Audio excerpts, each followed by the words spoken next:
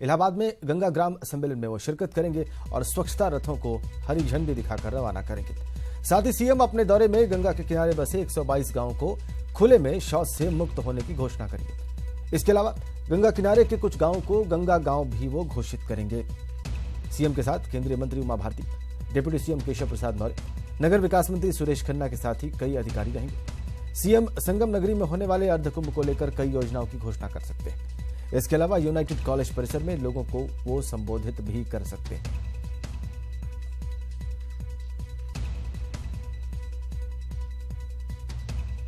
इलाहाबाद के दौरे पर रहेंगे आज मुख्यमंत्री योगी आदित्यनाथ। खुले में शौच मुक्ति के लिए जिन लोगों ने प्रयास किए हैं, जिन लोगों ने अच्छा काम किया है, उनको सम्मानित कर सकते हैं और कुछ गांवों को गंगा गांव घोषित कर सकते हैं। 122 गांवों को खुले में शौच से मुक्त होने की वो घोषणा करने वाले हैं गंगा के किनारे बसे। और उनके साथ केंद्रीय मंत्री उमा भारती, डिप्टी सीएम केशव प्रसाद मौर्य, नगर विकास मंत्री सुरेश खन्ना और साथ में कई बड़े अधिकारी भी रहेंगे। अर्ध कुंभ को लेकर कई योजनाओं की घोषणा कर सकते हैं अपने इस इलाहाबाद दौरे में मुख्यमंत्री।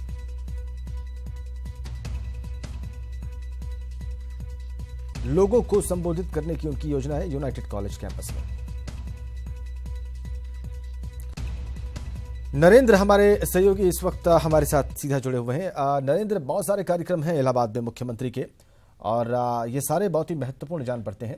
नरेंद्र, कौन से बड़े अधिकारी, मंत्रियों के बारे में तो हमने बताया, केंद्रीय मंत्री उमा भारती रहेंगी और डिप्टी सीएम केशव प्रसाद मौर्य के अलावा नगर विकास मंत्री सुरेश खन्ना उनके साथ रहेंगे, लेकिन कौन से बड़े अधिकारी उनके साथ रहेंगे?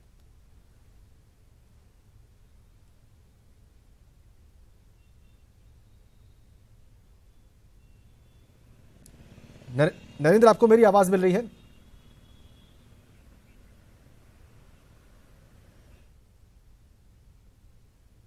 संभवतः नरेंद्र तक हमारी आवाज नहीं पहुंच रही है। आपको मुख्यमंत्री के इलाहाबाद दौरे के बारे में हम बता रहे हैं इस वक्त। वो इलाहाबाद का दौरा करेंगे। डिप्टी सीएम केशव प्रसाद मौर्य, जो कि उसी क्षेत्र के हैं, वो भी उनके साथ रहेंगे। नगर विकास मंत्री सुरेश खन्ना भी उनके साथ रहेंगे और केंद्रीय मंत्री उमा भारती उनके साथ रहेंगी। चूंकि गंगा के किनारे बसे 122 गांव को खुले में शौच से मुक्ति की घोषणा करने वाले हैं, इसलिए केंद्रीय मंत्री उमा भारती की वहां पर उपस्थिति महत्वपूर्ण। जिन लोगों ने ओपन डेफिकेशन फ्री मूवमेंट में अच्छा काम किया, उनको सम्मानित भी करेंगे। एक बार फिर से नरेंद्र के पास चलेंगे। नरेंद्र, कुछ खास बातें मैंने इलाहाबाद के मुख्यमंत्री के इस दौरे के बारे में बताई हैं अभी दर्शकों को। आपके पास कोई और महत्वपूर्ण जानकारी हो तो दर्शकों के साथ शेयर करें।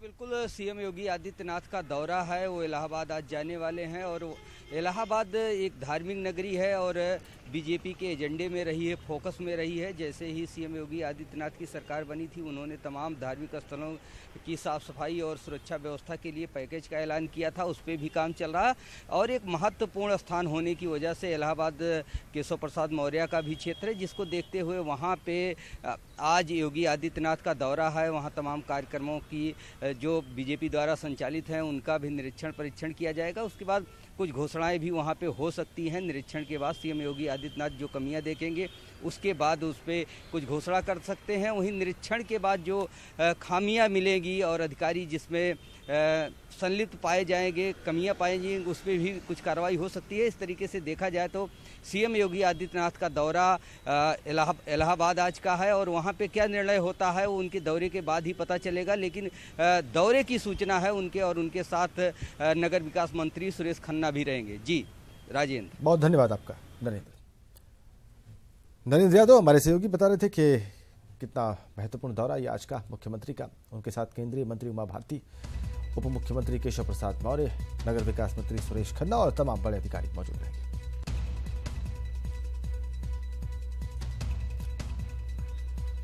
और आज गवर्नर राम नाईक का आगरा दौरा है। जी हां, राज्यपाल के साथ डिप्टी सीएम दिनेश शर्मा भी उनके साथ रहेंगे। राज्यपाल और डिप्टी सीएम 2 भवनों का शिलान्यास करेंगे, जो करीब 40 करोड़ की लागत से बनकर तैयार होगा।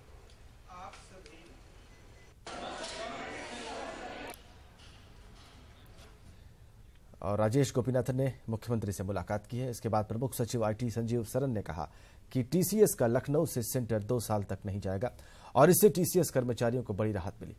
कहा जा रहा है कि टीसीएस के सीईओ ने सीएम से मुलाकात के बाद यह फैसला किया है।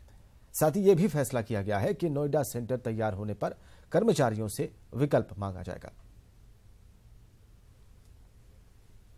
इन्होंने क्या यूपी में प्लान बनाया है, नोएडा में और बनारस में क्या इंटीग्रेटेड सेंटर अपना खोलने जा रहे हैं, इसके बारे में बात करी और लखनऊ के बारे में बात हुई। तो ये हुआ कि अभी जो नोएडा में सेंटर बन रहा है इनका, उसको बनने में समय लगेगा। तो जब वो बन जाएगा फिर लोग ऑप्शन देंगे, जिस जो जाना वहाँ चाहेगा वहाँ जा सकता है। लखनऊ में जो सेंटर में 2000 लोग काम करते हैं, हाँ सेंटर वाइंड अप कर नहीं, अभी उसको थोड़ा सा वो फिलहाल उस पर हल्का सा उन्होंने रोका हुआ है उसको।